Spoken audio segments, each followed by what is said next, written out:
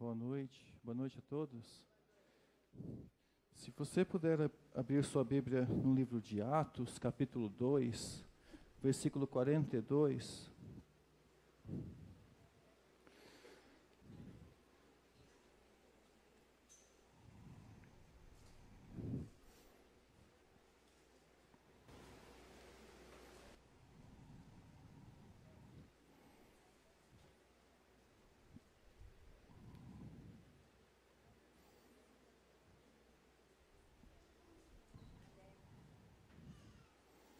Atos 2, 42.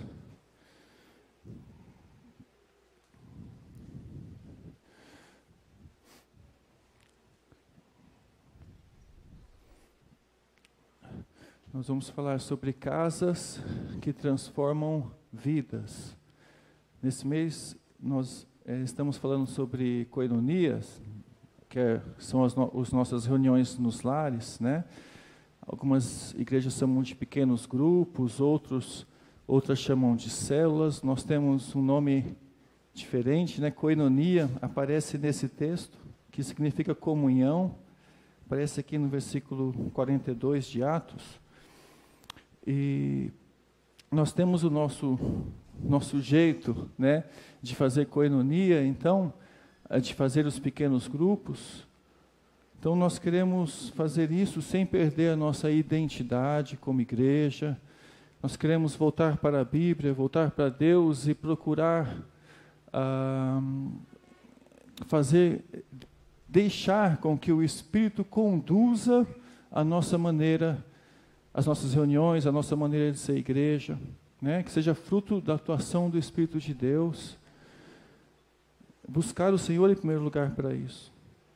Então, hoje, nós vamos falar sobre casas que transformam vidas.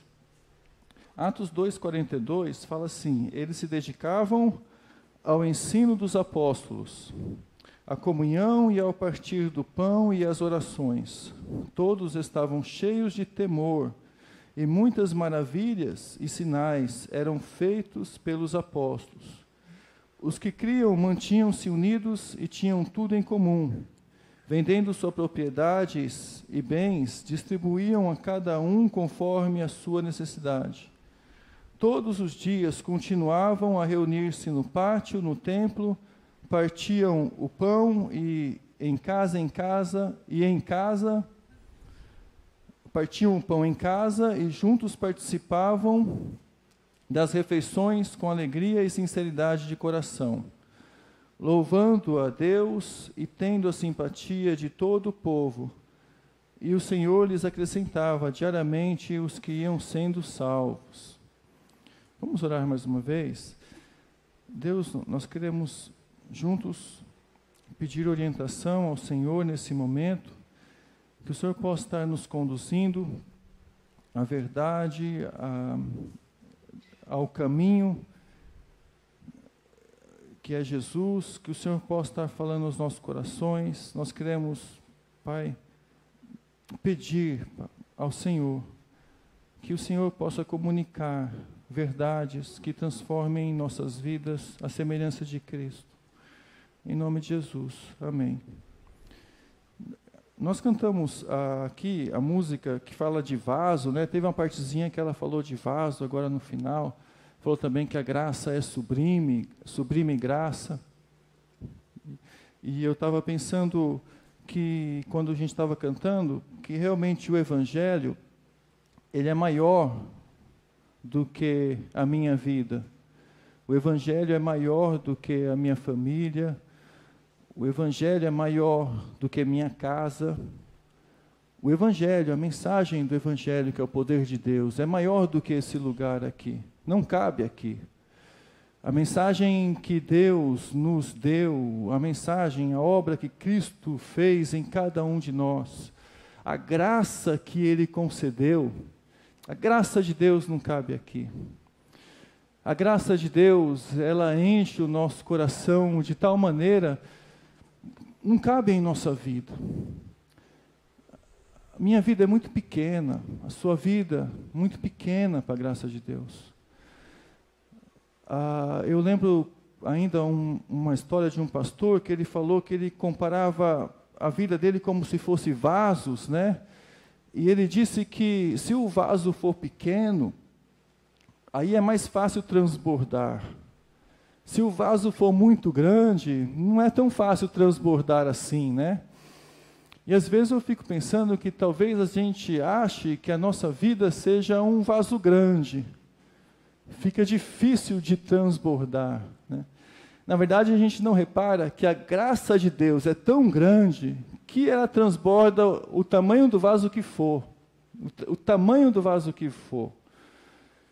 Mas, quando a graça de Deus, quando o Evangelho, que é maior do que a nossa vida, faz transbordar em nós essa graça, isso transborda em nossa casa, isso transborda em nosso convívio. A nossa casa é pequena demais para o Evangelho. A nossa casa é pequena demais. A nossa casa não contém o Evangelho, ela não esconde. Não esconde. E quando eu falo nossa casa, quero também dizer a nossa convivência.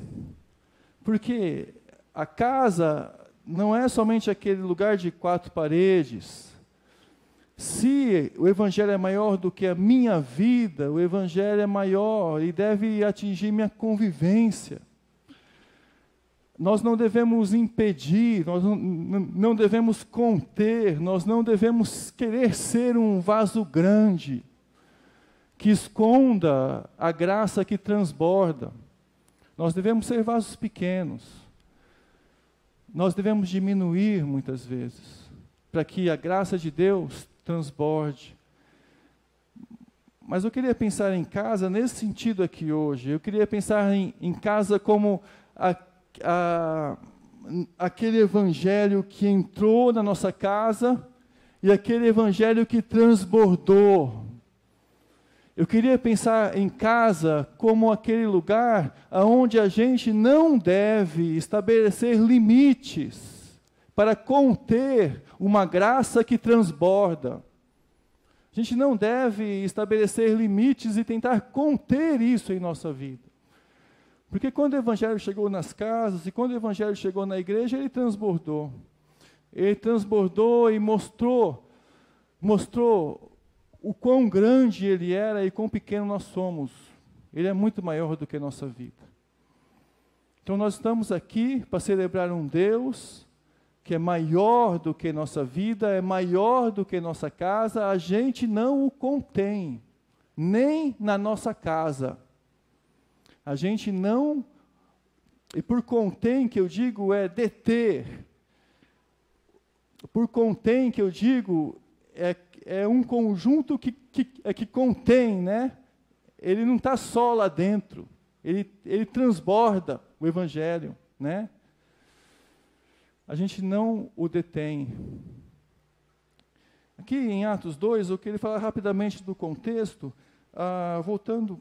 Eu vou simplesmente falar um pouco do contexto rápido, porque em Atos 1, Lucas já fala, Lucas que escreveu Atos, né, ele já fala isso. Atos 1, ele fala, em meu livro anterior, eu escrevi a respeito de tudo o que o Senhor começou a fazer e a ensinar. Então ele já dá uma dica que ele está falando no livro, algo que Jesus começou a fazer.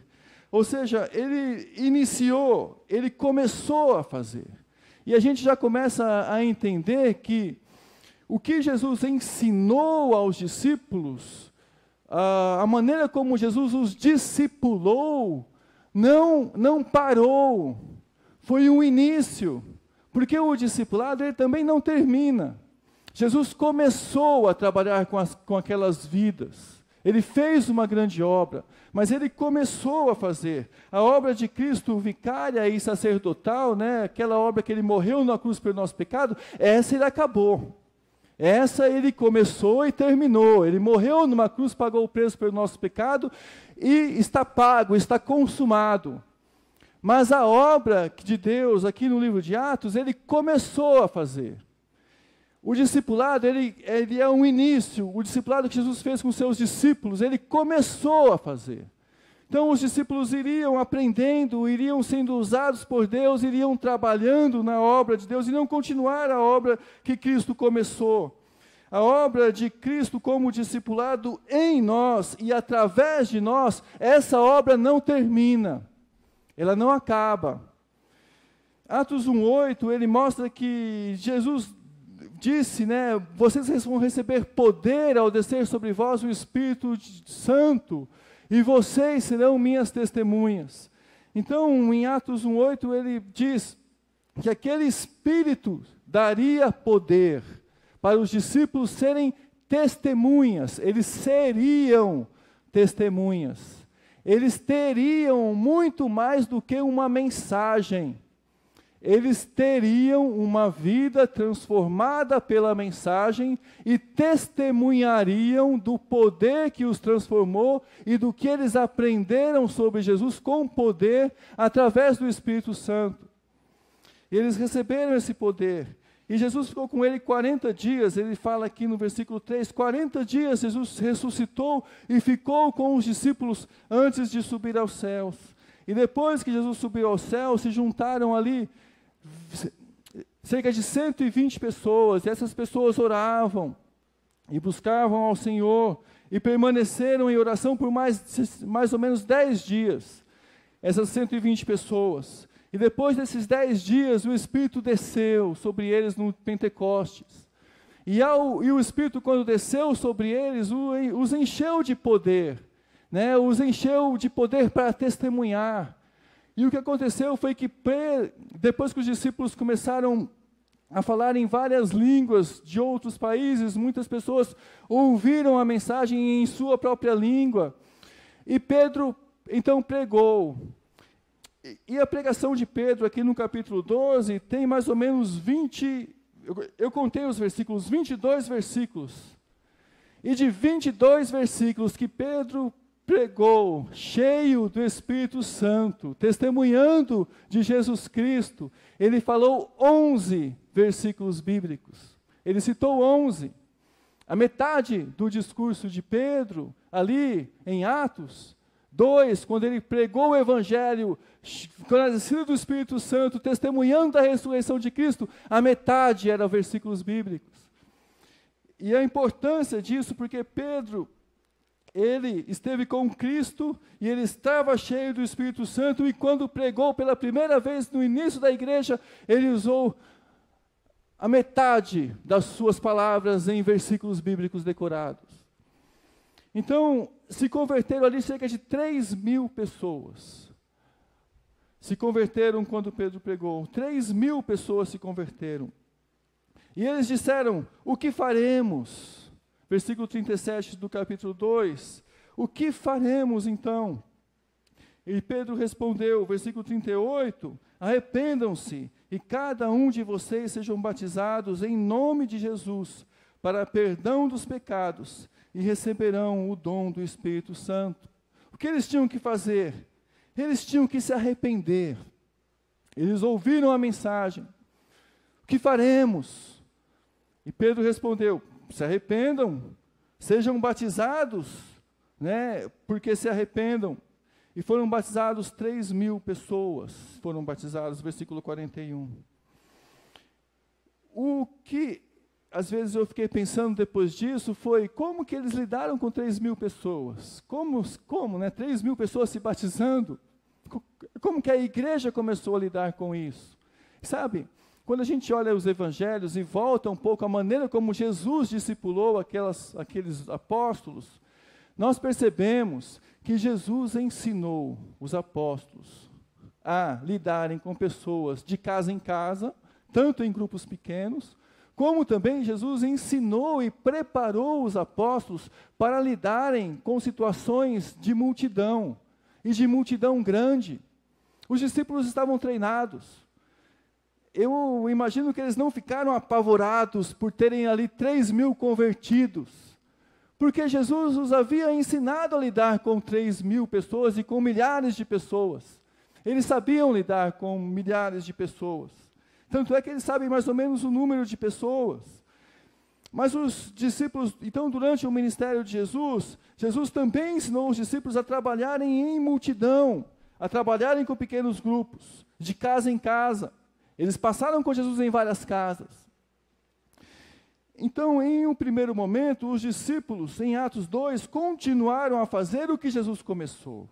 Jesus começou, Jesus trabalhou com muita gente, e Jesus tocou no coração de multidão, e os discípulos continuaram a fazer o que Jesus começou.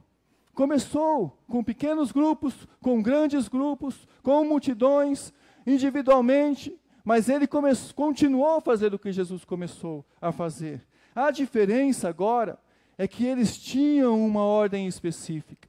De Atos 1:8, vocês vão receber poder, e vocês serão minhas testemunhas, tanto em Jerusalém, como em toda a Judéia e Samaria, e até os confins da terra. Eles tinham isso. Eles tinham Mateus 28, 20, 19 e 20, quando Jesus disse: ide, fazei discípulos de todas as nações, batizando-os em nome do Pai, do Espírito, do Pai, do Filho e do Espírito, e eu estarei convosco todos os dias, até a consumação dos séculos. Eles tinham uma ordenança, eles tinham um rumo, eles tinham uma missão, eles tinham um espírito, eles tinham uma mensagem. Eles tinham uma vocação que o Espírito, que Deus tinha dado a eles. O Espírito, então, havia concedido que eles se reunissem para celebrar Jesus neles. Eles tinham Atos 1:8, vocês receberam o Espírito, vocês vão pregar com esse Espírito, vocês serão minhas testemunhas. Mas agora eles tinham essa mensagem que havia transformado a vida deles. E baseado nisso, eles se reuniram para celebrar Jesus neles. Eles passaram a se reunir para celebrar Jesus neles, atuando na vida deles, no coração deles. Eles começaram a celebrar uma nova vida em Cristo. Ou como dizia aquele livrinho do discipulado, né? Vida abundante em Cristo Jesus. Ou a sua nova vida em Cristo Jesus. Eles celebravam isso com consciência. Sua nova vida em Cristo Jesus. E Atos 1:2, então, é o resultado. Atos 2:42 é o resultado disso. Nós chegamos em Atos 2:42 com aquelas pessoas arrependidas, confessando Jesus como Senhor, batizadas, e aí eles se dedicavam ao ensino dos apóstolos, à comunhão e ao partir do pão e às orações. E em todas aquelas almas havia temor, o temor de Deus. Eles estavam celebrando algo que tinha mudado a vida deles. Aqui não são métodos, aqui é como se fosse um resultado, é como se fosse o resultado do que o Espírito estava fazendo na vida deles. É como se eles estivessem tentando organizar todo aquele acontecimento, todo aquele avivamento em ações, o que eles deveriam fazer a partir de então. A partir de então, eles deveriam se dedicar ao ensino dos apóstolos, à comunhão, ao partir do pão e às orações. Eles faziam isso naturalmente. Faziam isso, agia neles naturalmente. Então, Atos 2:42 é o resultado. Como uma igreja deve manter a sua paixão por Cristo. E por paixão, porque eu sei que paixão é uma palavra que às vezes a gente usa para coisas que passam rápido, né? Passam rápido. Mas naquele momento, era um momento tão marcante, onde nós sabemos que Atos, esse texto que nós lemos aqui até o versículo 47, não durou o tempo todo. Mas durou o suficiente para marcar o início da igreja, de uma maneira para a gente entender como o Espírito de Deus atua e move a igreja. Por isso, essa palavra paixão, porque eles demonstraram a paixão primeiro por amor a Cristo.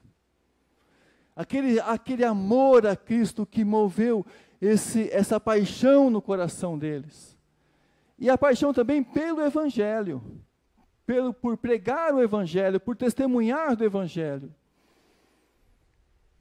Nós usamos muito a palavra paixão pelas almas, né? Devemos usar paixão pelas almas. Mas muitas vezes nós devemos voltar talvez o nosso coração e entender essa paixão pela igreja, mas isso como resultado do nosso amor por Cristo. É o nosso amor por Cristo que deve gerar em nós uma paixão maior pela igreja de Cristo. Então, eles celebraram essas 4 coisas, e eu queria falar aqui dessas 4 coisas, o ensino dos apóstolos, a comunhão, o partir do pão e as orações, não como talvez regras para a gente fazer, mas como resultado daquilo que aconteceu através de Atos 1:8, do que aconteceu em Atos 1:8, recebereis o Espírito de Deus, e aí eles passaram a se dedicar ao ensino dos apóstolos, à comunhão e às orações ao partir do pão. Ao ensino dos apóstolos, então, e o que era esse ensino dos apóstolos? Era o que Jesus havia ensinado os apóstolos a fazerem, a viverem. O ensino dos apóstolos era o ensino de Cristo. O ensino dos apóstolos era o que eles aprenderam com Cristo. O que Cristo confiou para que eles passassem para a igreja depois. Essa fé confiada de Cristo a eles. Eles passaram a se dedicar a isso. Só que eu queria fazer uma pergunta antes. Quem eram esses discípulos então? Quem eram esses apóstolos? Jesus os escolheu, mas quem eram eles? Será que depois que a gente vê eles como apóstolos, será que a gente pode dizer assim que nós temos uma fé maior do que eles, do que os apóstolos? Acho que dificilmente alguém diria aqui que tem hoje uma fé maior do que os apóstolos tiveram, né, na época de Jesus, né, como discípulos. Jesus os escolheu. Só que quando os evangelhos mostram os discípulos, os apóstolos como discípulos, os evangelhos mostram que eles eram pessoas como nós e que tinham um preconceito errado sobre quem seria o Messias Jesus. Eles não tinham um conceito certo de quem era Jesus. Os evangelhos mostram que eles foram constantemente trabalhados por Cristo até os últimos momentos da vida deles. Boa parte dos evangelhos é a última semana de Jesus, né? Você pega o evangelho de João, por exemplo, do capítulo 13 ali, já é a última semana de Jesus, em diante.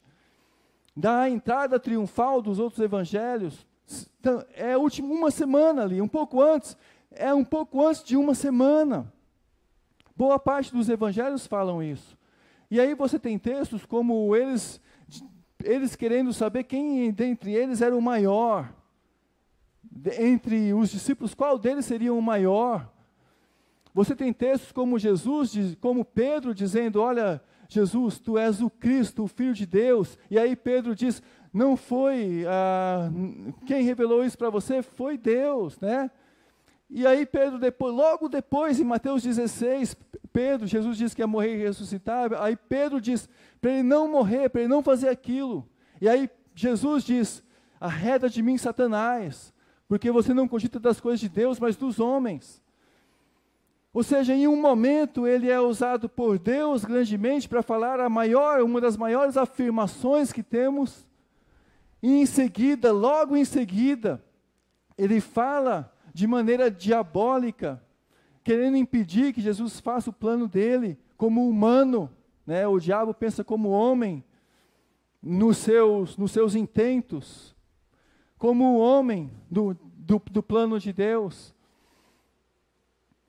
Então a gente vê que os discípulos eram assim, os evangelhos mostram os discípulos como pessoas humanas. Eles não tinham nada para ensinar humanamente, é aqui que eu queria chegar. Eles se dedicaram aos ensinos dos apóstolos, mas os apóstolos, por si mesmos, humanamente, como homem, eles não tinham nada para acrescentar. O conceito do Messias que eles tinham totalmente errado. Eles estavam sendo trabalhados. o que os apóstolos tinham para testemunhar? O que? Sabe o que? Duas coisas. Um quebrantamento de coração. Um quebrantamento, um coração quebrantado por Cristo. E outra coisa, uma mensagem que os havia transformado. Eles haviam encontrado um Cristo que não cabia na vida deles. Eles haviam encontrado uma graça que não cabia na vida deles. Eles haviam encontrado uma verdade muito maior do que eles poderiam imaginar. Aquele avivamento de Atos, esse avivamento de Atos 2:42 é de uma igreja que encontrou uma transformação que é maior do que a vida dela. É um avivamento de uma igreja que encontrou uma direção dentro de um mundo corrompido. Certamente eles estavam cansados desse mundo do jeito que era, do jeito que é. Nós experimentamos um pouco disso. Aqui no Brasil, nem dá para comparar. Mas nós estávamos cansados de uma situação. E isso fez com que as pessoas pensassem em uma outra situação. Agora pensa, quando você está cansado de uma corrupção interna, externa, mundana, um pecado que envolve a morte, envolve todos, você não vê saída, aí de repente, você encontra vida em Jesus, e vida que significa muito mais do que você se imaginou, do que você pensou. De repente você vê que essa vida é verdade.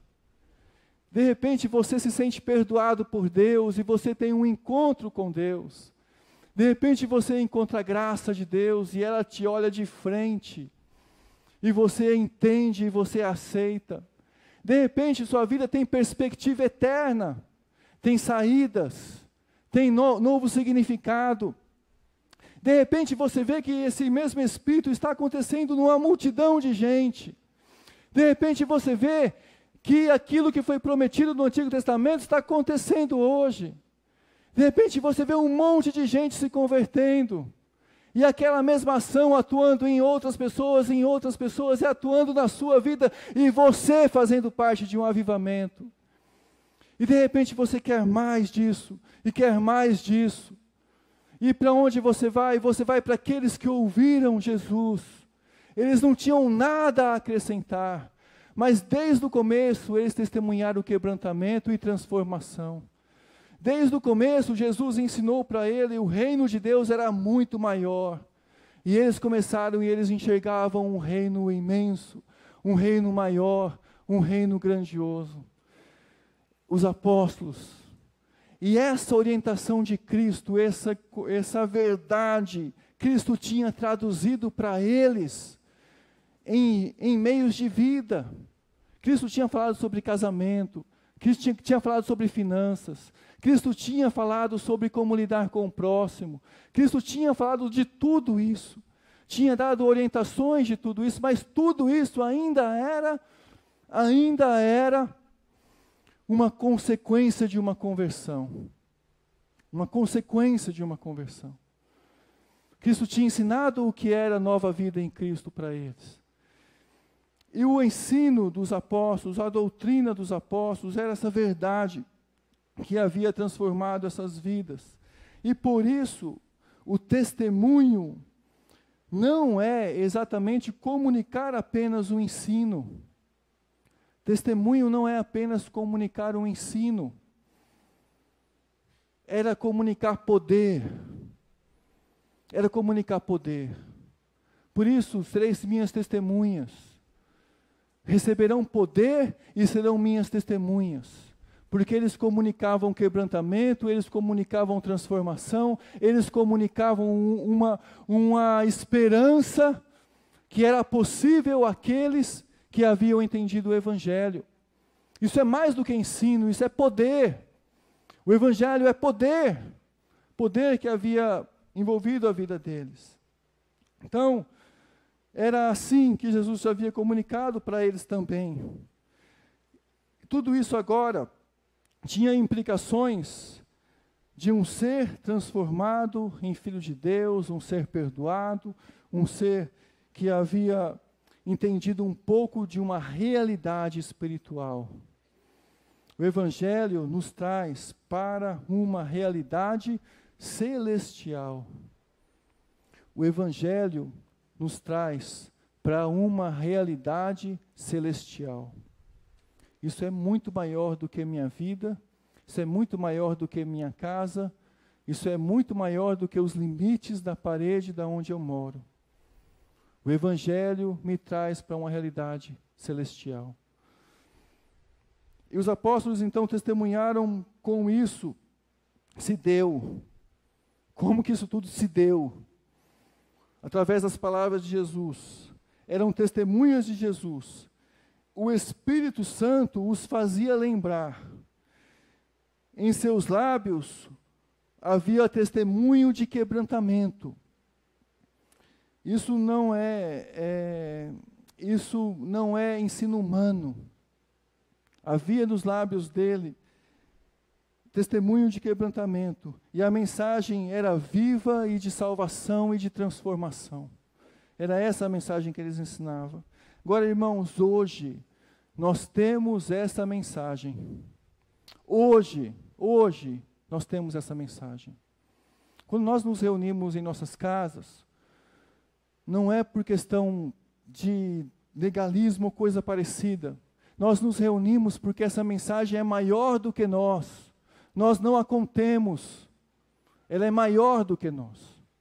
Nós nos reunimos porque é uma mensagem de poder e uma mensagem transformadora.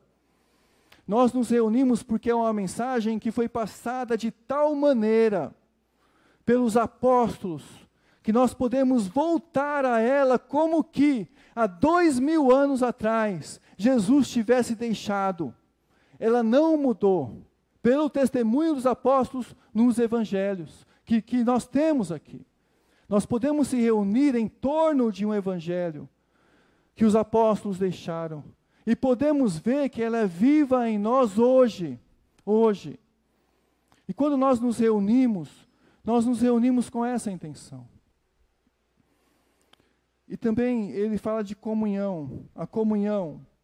E comunhão aqui, eu queria apenas ler um texto em João, deixa o dedo aqui, eu volto algumas páginas, João 17. Eu só vou ler esse texto para falar de comunhão. Fala assim, porque esse texto ele é tão claro.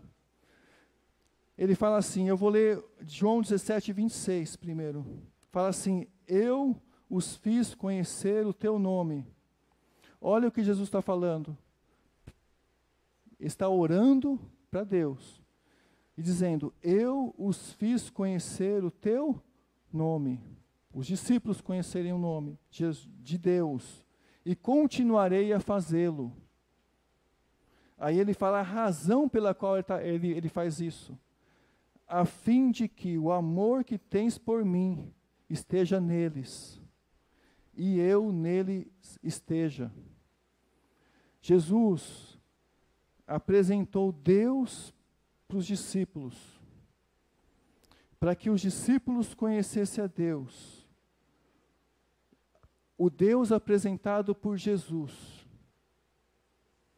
Para que, a fim de que o amor que Deus tem por Jesus esteja nos discípulos.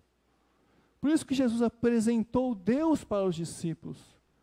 Para que Deus amasse os discípulos como Deus ama a Jesus.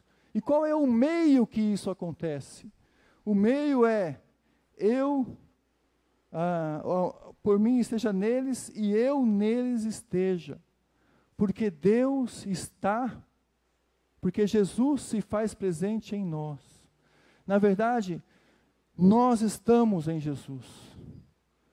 E quando nós estamos em Jesus, o amor que Deus tem por Jesus está em nós. E ele fala isso desde o versículo 20. A minha oração não é apenas por eles. Rogo também por aqueles que crerão em mim, por meio da mensagem deles. Ou seja, nós hoje aqui. O mesmo evangelho, o mesmo testemunho. nós hoje aqui, para que todos sejam um, Pai, como Tu és em mim e eu em Ti, que eles também estejam em nós, para que o mundo creia que Tu me enviastes. Vocês percebem, receberão poder, serão minhas testemunhas, testemunharão. Aqui ele fala para que todos sejam um, para que o mundo creia que Tu me enviaste. E é essa comunhão eles celebravam. Celebravam uma comunhão verdadeira, uma comunhão de estar juntos, uma comunhão de entender a mesma vida em Cristo, de ter o mesmo amor, de ser amados por Deus. E eles também perseveravam no partir do pão, no partir do pão. E fala assim, aqui, que eles perseveravam na comunhão e ao partir do pão, se dedicavam. O partir do pão, ele pode ser a ceia do Senhor, mas ele pode ser também uma refeição, um símbolo de também partilhar, de comunhão, um símbolo de fazer da mesa da sua casa, ou de uma mesa, um altar da comunhão, onde as pessoas vão partir o pão, vão estar juntos, e uma refeição naquela tradição judaica, daquela época, era uma comunhão grande, uma comunhão permanente, um altar de comunhão. Não precisa, irmãos, como nós lemos aqui, vender tudo o que temos e dar, como a gente leu que eles fizeram aqui como resultados. Venderam o que eles tinham, muitos deles, e deram. Colocaram aos pés dos apóstolos lá para suprir as necessidades de outros. O que nós temos que fazer, o que nós precisamos é não deixar com as coisas que temos, não deixar que essas coisas impeçam, sejam um empecilho da comunhão que nós devemos ter com os nossos irmãos. O que aconteceu naquela comunidade é que, de tal maneira, essa comunhão foi se aprofundando, que eles começaram a celebrar juntos e dividir o pão juntos. As suas posses, os seus bens, não eram mais empecilhos para a comunhão. O Evangelho tinha entrado no coração deles de tal maneira que era maior do que a casa deles, era maior do que a vida deles. Eles não colocaram limites para o Evangelho. E o que aconteceu, nada serviu de empecilho para que aquela comunhão acontecesse. Não é somente, irmãos, as minhas posses aqui que eu queria colocar como empecilho, mas também o convívio. O meu convívio não pode ser uma barreira entre eu e o meu irmão. O Evangelho precisa entrar em nossa vida a ponto de que o nosso convívio seja estendido. E nada mais marca grandemente o nosso convívio do que a maneira como a gente tem a nossa própria casa. A nossa própria casa. Irmãos, que a nossa casa seja, desde sempre, uma ponte para que o convívio com as pessoas mostre esse poder da comunhão e do Evangelho em nossa vida.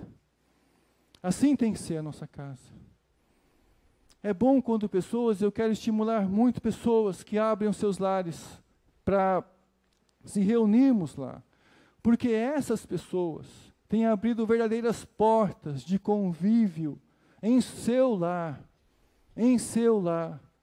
para que ali conviva pessoas que têm o Evangelho no coração, para que ali possa realmente ser uma grande porta de celebração para Deus. Celebrar a ceia, ela trazia esse ensino dos apóstolos, e a comunhão era essa identificação. né, era essa identificação que tinha no coração. E essa identificação não era somente através do partir do pão, é também através das orações. Eles celebravam através das orações. Eles perseveravam através das orações. E a oração, irmãos, é um grande testemunho. Quando a gente ora junto, ora em grupo, está em grupo e ora junto, a gente faz ali um testemunho verdadeiro do que está acontecendo em nosso coração. Se você quer mostrar algo que está acontecendo em seu coração, muitas vezes você mostra isso através da oração. A maneira como o Deus que você conheceu, através da revelação de Jesus, tem atuado pelo Espírito de Deus em seu coração. Isso se faz através de oração. E no versículo 44, os que criam-se, no 43 fala assim, todos estavam cheios de temor. Todos estavam cheios de temor. Quando a gente ora, quando um grupo se reúne para orar, quando esse grupo está cheio do temor de Deus em seu coração, quando a oração é esse diálogo que existe entre nós e Deus, então, quando a gente ora, há um diálogo. Agora, quando um grupo cheio de temor a Deus ora, e as pessoas, e Deus está fazendo parte desse grupo, e as pessoas estão elevando o seu coração a Deus, há um diálogo entre Deus e esse grupo, há um grande temor no coração das pessoas que estão orando ali. Isso é muito sério, porque nós estamos diante de Deus, e o grupo sente isso. O grupo sente isso. Quando pessoas temem a Deus e quando pessoas oram, o grupo sente esse temor a Deus, porque Deus está presente, existe um diálogo ali. Até os pedidos de oração se tornam verdadeiras orações. Porque quando a pessoa expressa o que ela está dizendo, e ela está ali dizendo para que outras pessoas intercedam a Deus a favor dela, o simples fato de dizer isso já é uma oração. Porque ela está pedindo para que pessoas orem para Deus por isso. Quando pessoas colocam o seu coração diante de Deus, juntas, até esses pedidos se tornam assim. Irmãos, naquele grupo ali que houve em Atos, diz assim que muitas maravilhas eram feitas lá. Os que criam se mantinham unidos, é o 43, todos estavam cheios de temor e muitas maravilhas e sinais eram feitos em comuns. Nós sabemos que isso aconteceu no início da igreja, e que isso servia de testemunho para esse início da igreja. Agora, nós também sabemos que Deus é poderoso para fazer muitos sinais e maravilhas hoje. Hoje existe um Deus que faz maravilhas, faz sinais e faz milagres. Mas em nenhuma parte da Bíblia, em nenhum momento da Bíblia, há um mandamento, uma ordem para que a gente faça sinais e maravilhas. Não existe ordem para isso. Ordem específica para isso, não. Existem ordem, a grande comissão existe de Atos 1:8, que diz que é para a gente testemunhar. É para a gente testemunhar pelo poder do Espírito Santo. Isso é para a gente fazer. Isso é para a gente fazer. Agora, irmãos, nós não precisamos converter pessoas. Nós não temos que ficar querendo impressionar pessoas com sinais e maravilhas. Porque quem converte é Deus. Nós não temos o poder de decidir fazer sinais e maravilhas. Eu não posso decidir agora se eu vou fazer um sinal e maravilha aqui. Eu não decido isso. É Deus quem faz isso. Isso é Deus quem faz. Quando Deus quiser fazer, Deus estava usando os apóstolos para fazerem isso aqui. Agora eu quero dizer uma coisa aqui, uma coisa que eu já disse. Existe um mandamento bem claro e bem direto, que fala assim: amem amem. Novo mandamento vos dou, que vos ameis uns aos outros, assim como eu vos amei. E às vezes, irmãos, Deus pode se agradar mais se você ajudar alguém através do amor que você tem, do que você querer fazer grandes sinais e maravilhas para impressionar essa pessoa ou libertar essa pessoa de algo, de uma doença ou coisa parecida. Eu não posso, eu já falei isso aqui, eu não posso curar um cego, não está isso em mim. Mas eu posso ler um livro para um cego. Eu posso ajudar ele a atravessar a rua. Eu posso me aproximar dele. Eu não posso curar um surdo, um aleijado, mas eu posso ajudá-lo, me aproximar dele. Eu posso tratá-lo com amor. Esse é o mandamento. Esse é o mandamento. E talvez, irmãos, talvez as pessoas que dão valor excessivo a sinais e maravilhas, seja porque não conhecem o poder do amor, o poder do amor. E mais uma vez, isso é maior do que eu, isso não está em mim, isso não está em nós, isso não está em minha casa. Eu sou pequeno, sou nada, eu sou nada, mas isso está dentro de um poder do Evangelho, que faz um vaso pequeno poder transbordar. Isso está dentro do poder do Evangelho, que pode encher a sua casa, o seu lar, a sua família, a sua vida. Nas ações que você tem que fazer, naquilo que você pode fazer. Eu não posso fazer sinais, mas eu posso amar. E eu não posso amar porque o poder está em mim. O poder não está em mim. O poder está no Evangelho, que transforma a vida de pessoas. O poder está no Evangelho. O poder está em Deus. O poder está em Jesus, que nos faz um, que vem em nós, para que o amor que Deus tem por Jesus esteja em nós. Agora, quando a gente se reúne em koinonia, existe uma intencionalidade, e com isso eu vou procurar encerrar. Existe uma intencionalidade. O que difere as koinonias de todas as outras reuniões é que a gente procura buscar uma intencionalidade na nossa reunião, para que essa reunião possa acontecer de maneira que esse grupo alcance esse crescimento. E essa intencionalidade é baseada nesse texto que nós lemos também e em muitos outros. Mas esse é um dos textos. E nessa intencionalidade, por isso que koinonia não é uma reunião de oração, não é uma reunião de discipulado, não é uma reunião de homens ou mulheres, não é uma reunião de louvor, não é isso. Existe uma intencionalidade.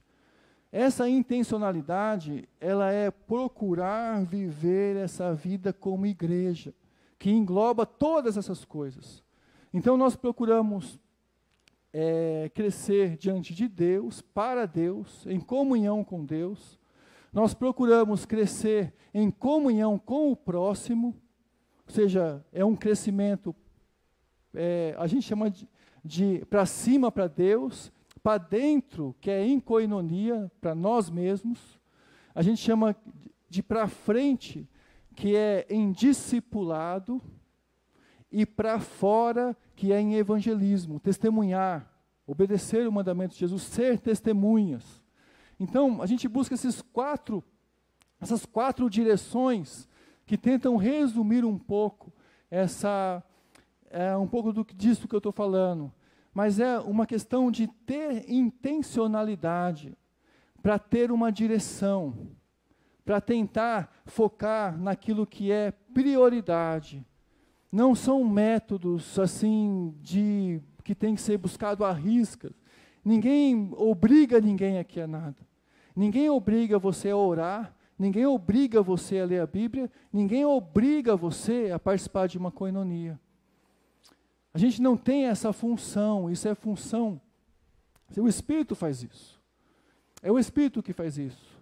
Mas nós temos uma intencionalidade, que a pessoa que se achega, a ideia é a pessoa que se achega entenda essa intencionalidade. Só que essa intencionalidade só é percebida se o Espírito de Deus estiver atuando em nosso meio. Senão não percebe. Senão vão ser regras vazias, né? Por isso a gente busca essa intencionalidade, ela parte do nosso amor por Cristo e da nossa paixão pelo Evangelho. Existe uma intencionalidade que parte disso. Parte do nosso amor por Cristo e parte da nossa paixão pelo Evangelho, por esse poder de Deus, em testemunhar esse poder de Deus. Eu queria aplicar para nossas vidas. E eu queria dizer que existe a possibilidade, irmãos, de sermos diferentes. Existe a possibilidade. Eu queria dizer que tudo isso é resultado da nossa conversão. Se nós realmente nos convertemos a Deus, vamos voltar ao Evangelho que é maior do que as nossas vidas. A graça que superabunda, que possa superabundar em nós. Vamos voltar a isso. Isso começa na conversão. Mas existe uma paixão pelo Evangelho, um amor por Cristo, uma paixão pelo Evangelho. Não vamos deixar que essa paixão pelo Evangelho se esfrie em nós, porque ela começou na nossa conversão. A nossa vida foi mudada, a nossa vida foi transformada. Nós nos reunimos em torno de um Evangelho transformador. Irmãos, quando nós celebramos a ceia do Senhor, nós estamos lembrando disso. Existe um amor por uma mensagem transformadora. Não é apenas que as coisas melhorem em nossa vida. Não existe vida em abundância, existe vida em abundância, existe vitória, existe perdão, existe vitória sobre a morte, existe vida eterna, existe salvação. Tudo isso, a gente se reúne em torno de tudo isso. Tudo isso está onde? Está nessa mensagem transformadora.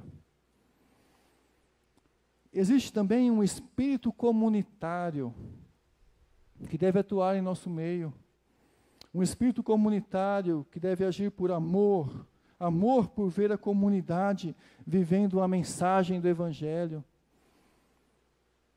Irmãos, é tão maravilhoso quando a gente sente amor em ver uma comunidade vivendo a verdade do Evangelho. Existe aquela fome de viver mais e mais da conversão.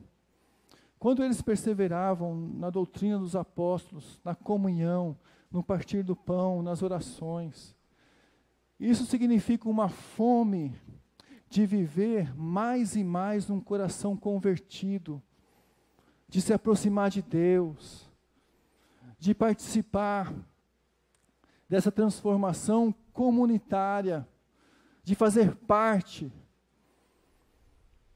Pessoas que abrem as suas casas, fazem parte disso de uma maneira ainda mais significativa, porque não são elas que vão à igreja, é a igreja que vão até a casa delas, que vai até a casa delas. A igreja vai lá. Elas abriram seu convívio. Testemunhamos falando do Evangelho. E lembre, irmãos, naquilo que eu falei no início, a metade da pregação de Pedro falou. A outra metade, ele citou versículos bíblicos. Existe pregação do Evangelho, mas existe testemunhos de pessoas que perseveravam na doutrina dos apóstolos, na comunhão, no partir do pão e nas orações. Pessoas que se converteram. Pessoas que disseram assim, não, eu vou testemunhar. Minha vida vai fazer parte disso. Minha vida vai fazer parte disso. Então, vamos abrir nossas casas, ser participantes do Evangelho em nossa convivência. Participar do Evangelho da melhor maneira possível em nossa convivência. Agora eu quero dizer mais uma coisa aqui. Não é obrigação. Ninguém está intimidando ninguém. Ninguém está intimidando ninguém. Só queríamos ver muitas casas abertas. Muitas casas abertas. Porque nós não somos vasos grandes que contêm a graça de Deus. Nós somos vasos pequenos que transbordam da graça de Deus. A nossa casa é assim também. Nossa vida é assim também. O Evangelho é maior do que minha casa. Ele é maior do que minha casa. Minha casa não é minha casa. O Evangelho é maior do que minha casa. A minha casa pode ser casa de Deus. É casa de Deus. Eu posso dizer, eu e minha casa serviremos ao Senhor Jesus. Vamos dizer isso? Vamos chamar o grupo de louvor aqui. Vocês ensaiaram? Ou ensaiaram essa? Ensaiaram? Não? Ensaiaram. Então, vamos dizer, eu e minha casa serviremos ao Senhor. Mas, irmãos, vamos dizer isso lembrando assim, o Evangelho é maior do que minha casa. Não é obrigação minha fazer isso. Não é obrigação minha, é resultado da minha conversão. Eu e minha casa serviremos ao Senhor. Não é obrigação, é resultado da minha conversão.